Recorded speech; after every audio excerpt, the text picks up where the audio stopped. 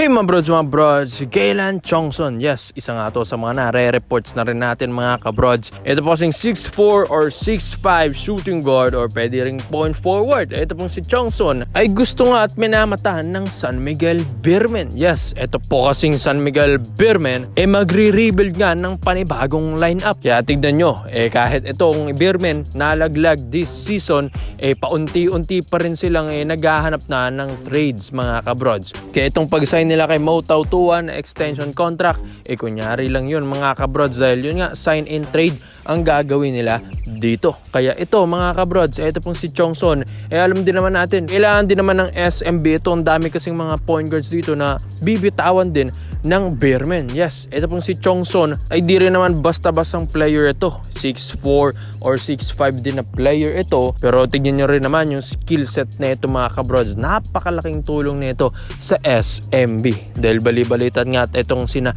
Jericho Cruz, Ross, Simon Enciso, and yung ibang mga roster dito na parang veterano na may edad like Marshall Lassiter ay unti-unti na nga itong minamata ng SMB na ito ilagay sa trade rumors and trade reports. Kaya ito mga bros, ito na nga si Kaylan Chongson. Syempre, hindi na tayo magugulat kung makuha ito ng SMB. Para nga silang nagkaroon din ng isang Marshall Lassiter dito. Pero, ang paborito rin kasing laruan na ito ni Chongson ay parang ilalim din. Mga forward din kasi. Ito pong position talaga ni Kaylan Chongson. Kaya tignan nyo mga kabrods, paunti-unti na ito kukunin ng SMB. Dahil sa paglaglag nga ng SMB ngayon, dito nila na-realize na may kulang talaga sa kanilang lineup. Yes, sinasabi nila, coach nga daw, locals or imports ang may problema. Pero syempre, lahat nga daw yun. May problema bros, mapa-locals, mapa-imports, and mapa-coach. Kaya dito, magre-rebuild sila ng panibagong lineup.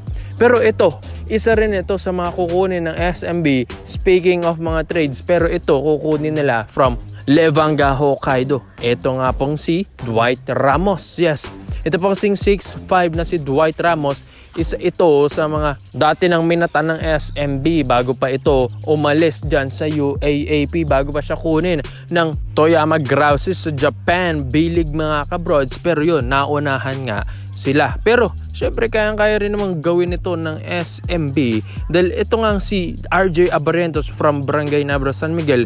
Saan ba galing yan? Diba? Ibang bansa rin. Kinuha lang din naman yan sa Japan B-League and KBL. Kaya ito nagpa-drop sa PBA. Kaya yan ang gusto nilang gawin kay Dwight Ramos. Yes, alam naman nating nabalita na natin ito mga kabrods. Pero ito, paulit-ulit nating sinasabi, ito pong reports and rumors dito kay Dwight Ramos ay paunti-unti na nga nilang ginagawa. Yes, alam din naman natin ng SMB, pag gusto talaga nila yung isang player ay makukuha at makukuha nila. Maski nga number 1 pick, nakukuha nila yan. Like diba sina CJ Perez and Christensen Hardinger dati. Kaya tignan nyo mga brods, ang lakas na ng SMB.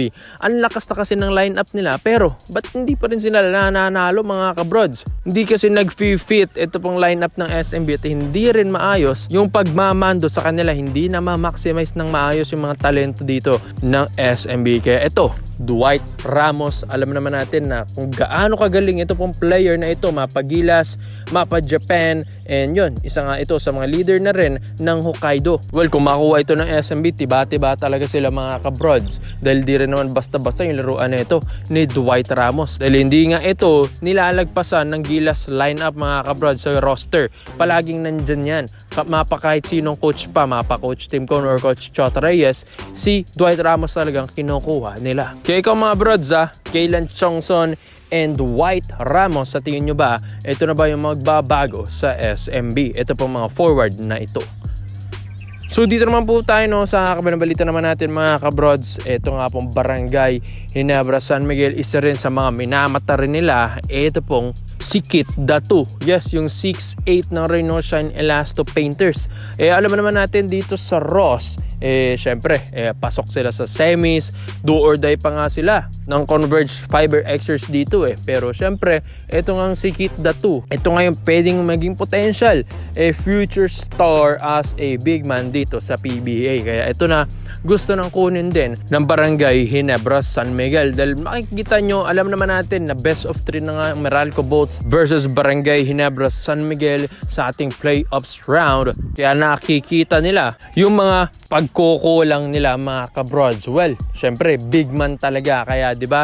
Ito pong Meralco Bolts, isa rin sa mga talagang nagagawa nila dito sa Ginebra kung paano nila natatalo is yung paint. Yes, yan din ang problema ng Ginebra mga kabrods. Si Japet Aguilar, pagod yan talaga sa ilalim dahil ang katuwang na lang dyan. Ito pag si Troy Rosario na 6'7 lang, 6'9 si Japet, yan yung pinakamatangkad sa Ginebra. Kaya ito pong si Kit Datu, napakalaking tulong na ito mga kabrods. 6'8 ito at hindi rin basta-bastang player ito.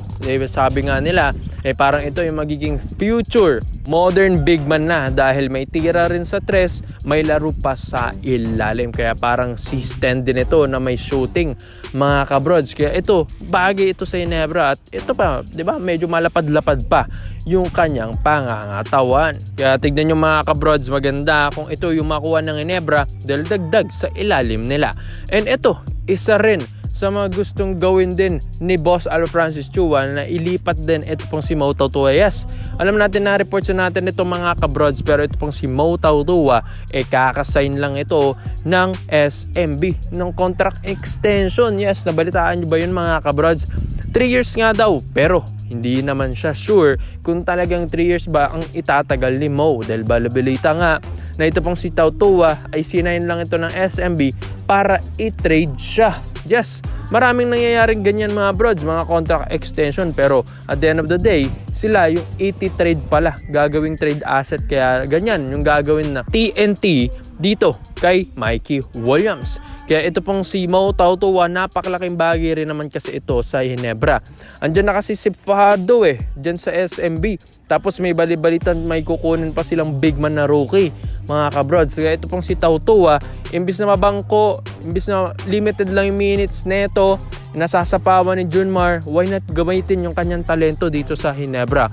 Which is mas kailangan naman siya dito sa Ginebra kaysa dyan sa San Miguel Bermen. Ito mga kabrods, Mo Tautua, alam natin yung footwork neto, yung skill set neto mga kabrods. Modern big na rin ito pong skills neto dahil may tira rin sa labas, may laro pa sa ilalim. Matigas-tigas din ito mga kabrods. Hindi nga lang masyadong nagagamit talaga ng SMB kahit malakas ito dahil kay Junmar Fajardo. Kaya sabi rin na coach Tim Cone na syempre kawawa nga rin ito pong si Japet Aguilar, lalong-lalo na't ang lalaki ng mga imports na nakakalaban ng Ginebra ngayon, di ba? Kasi walang ang height limit ang imports natin this season. Kaya ito, yung do or die game ng Meralco at Ginebra sa playoffs round, dito nila marirealize pag natalo sila, ay dito na sila kukuha ng big man talaga mga bros. Legit big man dahil binitawan nila kasi si Stand.